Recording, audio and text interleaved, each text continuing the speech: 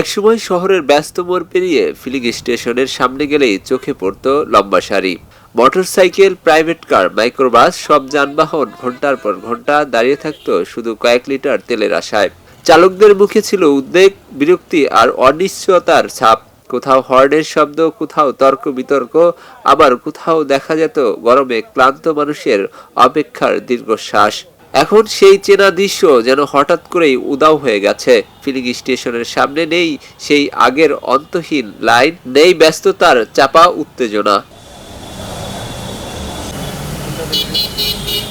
গত শুক্রবার 8 মে বিবিসির এক প্রতিবেদনে বলা হয়, আন্তর্জাতিক বাজারে তেলের দাম নতুন করে অস্থির হয়ে উঠলেও স্থানীয় ফিলিং স্টেশনগুলোতে আগের মতো চাপ আর নেই।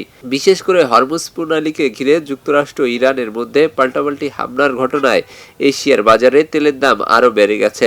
বিশ্ববাজারে অস্থিরতার এই প্রভাব নিয়ে যখন নানা শঙ্কা তৈরি হচ্ছে, তখন স্থানীয় পর্যায়ে দেখা যাচ্ছে এক ভিন্ন বাস্তবতা।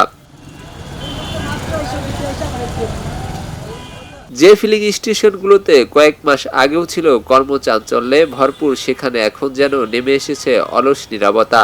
আগে যেখানে কর্মচারীরা এক মুহূর্তের দম ফেলার সুযোগ পেত না, এখন তাদের অনেকেই দেখা যাচ্ছে চেয়ারে হেলান দিয়ে বসে থাকতে। কেউ বা মোবাইল ফোনে সময় কাটাচ্ছেন, আবার কেউ বা দুপুরের অলস সময়ে ঘুমিয়ে নিচ্ছেন। বিশ্লেষকরা বলছেন, বাজার পরিস্থিতির পরিবর্তন, সরবরাহ ব্যবস্থার কিছুটা স্থিতিশীল এবং মানুষের ব্যবহারে পরিবর্তন আসায় এই চিত্র দেখা যাচ্ছে। তবে আন্তর্জাতিক অস্থিরতা অব্যাহত থাকলে পরিস্থিতি আবারও বদলে যেতে পারে বলে আশঙ্কা রয়েছে। কারণ হরমুজ প্রণালী বিশ্ব জ্বালানি পরিবহনের অন্যতম গুরুত্বপূর্ণ পথ। সেখানে উত্তেজনা বাড়লে বিশ্ববাজারে তেলের দাম আবারও বাড়তে পারে, যা সরাসরি প্রভাব পড়বে সাধারণ মানুষের জীবনযাত্রায়। এখনকার নীরব ফিলিং স্টেশনগুলোতে যেন অতীতের সেই উত্তেজনাপূর্ণ দিনের সম্পূর্ণ বিপরীত ছবি তুলে ধরেছে। সেখানে একসময় ছিল অপেক্ষার ক্লান্তি আর উদ্বেগের চাপ, সেখানে আজ ফাঁকা জায়গা, ধীর গতি আর অলস সময়ের দীর্ঘশ্বাস।